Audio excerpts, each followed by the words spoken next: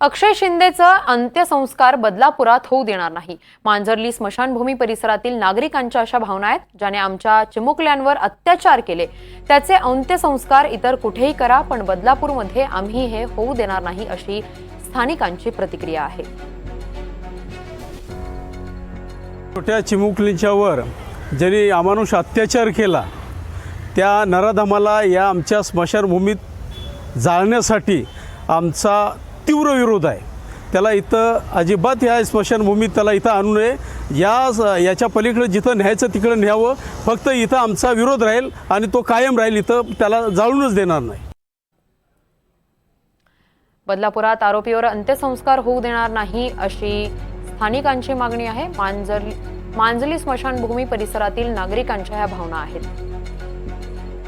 चिमुकल्यांवर अत्याचार करणाऱ्या अक्षयवर अंत्यसंस्कार या स्मशानभूमीत होऊ देणार नाहीत, अशी भूमिका स्थानिकांनी घेतलेली आहे.